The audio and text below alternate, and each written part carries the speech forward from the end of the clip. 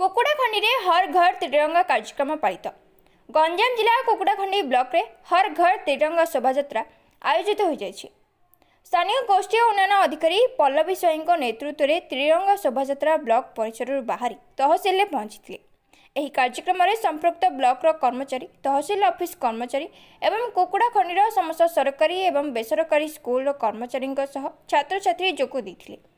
हर घर त्रिरंगा घर घर त्रिरंगा नारा दे देश ପାଇଁ बलिदान देथिबा वीरमानक स्मृतिचारण करथिले। एनसीसी स्काउट एवं स्कूल छात्र छात्री माने एथिरे अंशग्रहण करथिले। 75तम स्वाधीनता दिवस रे आरंभ होइथिबा आजादी का अमृत महोत्सव कार्यक्रम चलित वर्ष देश 78तम स्वाधीनता दिवस पालन करुछि। गत 8 तारिखरु आरंभ होइथिबा कार्यक्रम आसंता 15 रे सरिबो बोली वीडियो कहिसंदी। एही शोभायात्रा माध्यम लोकों पाखरे त्रिरंगा वार्ता पहुंचाइथिले। एथिरे तहसीलदार सपन कुमार साहू, वीओ संतोष कुमार महापात्र, मनोज कुमार प्रधान, अनुराग रथंग समेत समस्त कर्मचारी एवं कार्यकर्ता और मान्यगण्य व्यक्ति और जनसाधारण उपस्थित रही आसिथिले।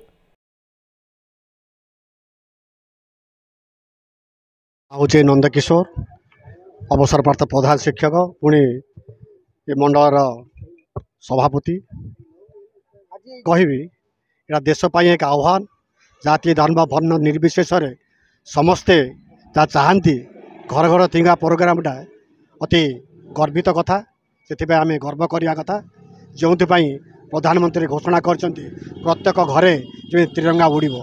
नमस्कार। ये आज माननीय मुख्यमंत्री और माननीय प्रधानमंत्री निर्देश क्रमे जो घर घर तिरंगा प्रोग्राम आम कुकुड़ाखंडी पंचायत रे पालन हो जाएगी। तो यहाँ कुकुड़ाखंडी पंचायत रु तहसिल पर्यंत गोटे पदयात्रा आयोजन कराइला। एथिरे सबु वर्गर सबु माने संस्थार लोक मैंने जोग देते, छोट छोट पिला जोग देते। तेणु से भर जो उत्साह देखिलु से वास्तविक गोटे स्वागत योग्य पदक्षेप। तेणु एथिरे आम रास्ता मझे लोक आम सब तिरंगा बंटन करूँ। ता भर आम लोक भर देश प्रेम भावना जागृत हो देखिलु।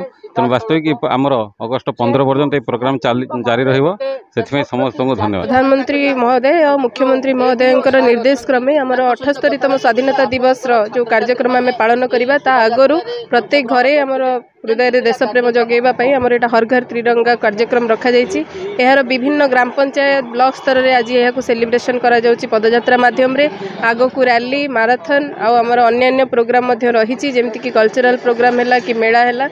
आम यहाँ 15 तारिख पर्यंत स्वाधीनता दिवस पर्यंत यह कार्यक्रम चलो। ए समस्त जनसाधारण अंशग्रहण करके भाग नवा मोर अनुरोध। आज भी आमर पदयात्रा समस्ते अंशग्रहण कले आमर पिलामानकठु नेकी आमर ऑफिशियल्स को नेकी पीआरआई मेंबर को लेकिन जनसाधारण समस्त बहुत बहुत धन्यवाद अर्पण करुच्ची। गणमाध्यम यहाँ बहुत सुंदर भाव में कैमेरा नहीं बहुत बहुत आंतरिक शुभेच्छा। आम हर घर त्रिरंगा जो ये अभियान आरंभ कर कुकुड़ाखंडी पंचायत समितिर प्रत्येक घरे पहुँचेवा आमर निहाती भाव में अदम्य प्रयास रही।